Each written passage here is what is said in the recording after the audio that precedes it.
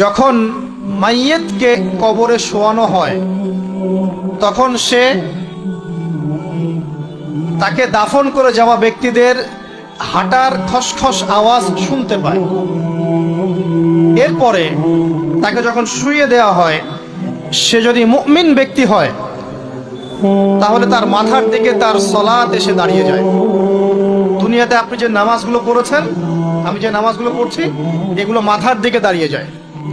ডান দিকে চলে আসে তার সওম মানে কি? রোজা। বাম দিকে চলে আসে যাকাত। তারপরে পায়ের দিকে চলে আসবে তার আত্মীয়তার সম্পর্ক রক্ষার ইবাদত, তার যে অন্যান্য দান সদকা, তার নফল আমল, তার তাসবিহ তাহলিল, তার কোরআন তেলাওয়াত ইত্যাদি পায়ের দিকে চলে আসবে। এখানে একটা হাদিস এসেছে, সূরাতুল মুলক যে ব্যক্তি রাতের বেলা তেলাওয়াত করবে, কোন সূরা ভাই? তাবারাকাল্লাযী বিয়াদিহিল মুলক ওয়া হুয়া আলা কুল্লি শাইইন কাদির। এই সূরা যে ব্যক্তি রাতের বেলা করে তেলাওয়াত করবে, ইনশাআল্লাহ সূরা মুলক কবরে তার সাথে থাকবে এবং কবর আযাব থেকে সূরা মুলক তাকে বাঁচাবে ইনশাআল্লাহ। আমি বুঝাচ্ছি যে কি অবস্থাটা হবে। এবার দুজন ফেরেশতা মাথার দিক থেকে আসবেন, আসতে চাইবেন, সালাত বলবে এখান দিয়ে আসা যাবে না, এদিক দিয়ে আসা যাবে না। ডান দিক দিয়ে আসতে চাইবেন, এদিক দিয়ে আসা যাবে না। বাম দিক দিয়ে আসতে চাইবেন, যাকাত বলবে এদিক দিয়ে আসা যাবে না। পায়ের দিক দিয়ে আসতে চাইবেন, আমলগুলো বলবে এদিক দিয়ে আসা যাবে না। তারপরেও তারা আসবেন, চোখগুলো হবে নীল এবং কালো বর্ণ, নীলাপ চোখের, কালো। মুনকার নাকি? উঠে বসিয়ে দেওয়া হবে। এবার তিনটা প্রশ্ন। প্রথমে প্রশ্ন হচ্ছে কি, মান রব্বুক, তোমার রবকে? তখন মুমিন বান্দা বুক ফুলিয়ে বলবে রব্বি আল্লাহ, আমার রবকে আল্লাহ। পৃথিবীতে যে ব্যক্তি আল্লাহর সাথে শিরিক করে নাই, আল্লাহ তাওহীদের উপর থেকেছে এবং তার উপরে মৃত্যুবরণ করেছে, ইনশাআল্লাহ সে ব্যক্তি এর উত্তর নির্দ্বিধায় দিতে পারবে ইনশাআল্লাহ। আর দুনিয়াতে যে বা যারাই আল্লাহর সাথে শিরিক করবে, আল্লাহর সাথে শিরকের পাপে লিপ্ত হবে, ওই অবস্থায় মারা যাবে, তাওহীদের উপর থাকবে না, কোশ্চিন কালেও মান রব্বুক উত্তর দিতে পারবে না। তারপরে প্রশ্ন হয়ে যাবে মা দীনুক, তোমার দিন কি ছিল? মুমিন বান্দা উত্তর দিবে কি? দীনি আল ইসলাম, আমার দিন ছিল ইসলাম। এখানে শুনে রাখেন, পৃথিবীতে যারা ইসলামকে পরিপূর্ণরূপে পালন করবে তারাই এই উত্তর দিতে পারবে ইনশাআল্লাহ।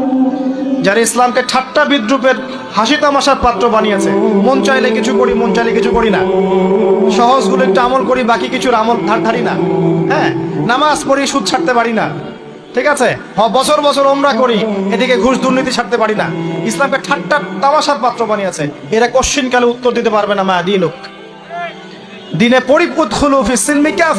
পরিপূর্ণরূপে ইসলামে প্রবেশ করতে বলেছেন আল্লাহ রাব্বুল আলামিন।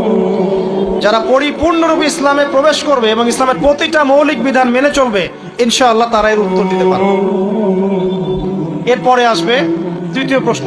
নবী সাল্লাল্লাহু আলাইহি ওয়াসাল্লামকে দেখানো হবে। যখন দেখানো হবে তখন সূর্য যখন ডুবে যায়, যে দৃশ্যটা আমরা দেখতে পারি না, ওই দৃশ্যটা ভেসে উঠবে এবং মুমিন বান্দা অস্থির হয়ে যাবে, বলবে আমাকে ছেড়ে দাও, আমি নামাজ পড়বো। সুবহানাল্লাহ। কারণ তার কাছে মনে হবে যে আসরের ওয়াক্ত হয়ে গেছে, আসরের ওয়াক্ত হয়ে গেছে, আসরের ওয়াক্ত চলে যাচ্ছে, আমাকে নামাজ পড়তে হবে। চিন্তা করেছেন?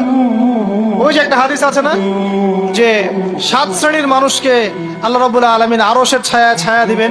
তার মধ্যে এক শ্রেণীর মানুষকে, যার অন্তর মসজিদের সাথে ঝুলে থাকে, তার মন মসজিদের সাথে ঝুলে ছিল, এই সূর্য ডুবে গেল বলে আমাকে ছেড়ে দাও, আমি নামাজ পড়তে যাব।